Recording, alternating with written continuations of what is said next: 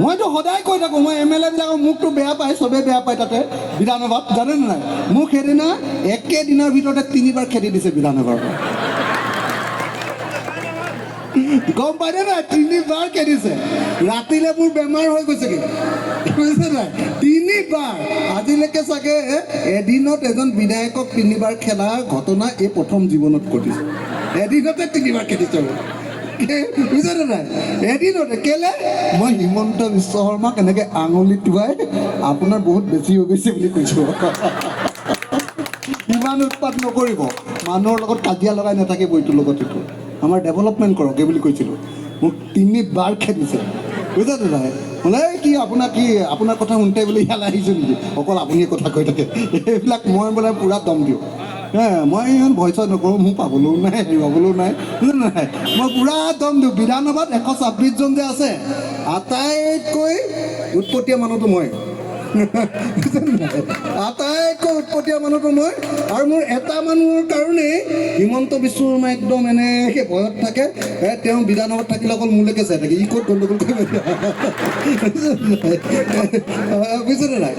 একদম মই মানে লৰাই দিওঁ, ধৰি মই লৰাই দিওঁ।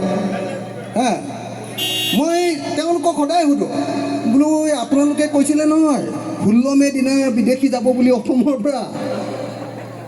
16 মে'ৰ দিনা বিদেশী যাব বুলি কৈছিলে নে নাই বাৰু?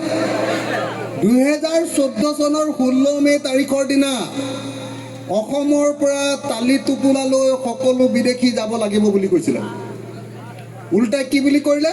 কা নামৰ এখন আইন আনি বাংলাদেশ, আফগানিস্তান আৰু পাকিস্তানৰ হিন্দু বিদেশীবিলাক আমাৰ অসমলৈ সদায় আহি থাকিব পাৰিব বুলি চুক্তি কৰিব। জানেনে নাই কথাটো? সেইকাৰণে মোক 2 বছৰ জেল ৰাখিছিলে, জানেনে নাই কথাটো? মোকনো জেল কেলে? মই চুৰ কৰিবলৈ গৈছিলোঁ নেকি? মই ডকাইত কৰিবলৈ গৈছিলোঁ নেকি? মোৰ ব্যক্তিগত এটাও কেছ নাই নহয়, মই চব আন্দোলন কৰা কেছ। আৰু মোৰ কিমান কেছ আছে বুলি ভাবিছে? 164টা। 164টা, বুজিছে নাই? মই দুৰ্দৰ্শ অপৰাধী অসমৰ, বুজিছেনে নাই? 164টা কেছ দি মোক এনেকৈ ভাবে যে বান্ধি থৈ দিম, ইয়াৰ মুখখন পূৰা বন্ধ কৰিম। কিন্তু চব ইমান কেছ দিয়াৰ পাছতো আটাইতকৈ বেছি মুখ ময়ে চলাওঁ, আৰু আটাইতকৈ বেছি হিমন্ত বিশ্ব শৰ্মাক একদম অসমত একদম এনেকৈ জোকাৰি দিওঁ মই।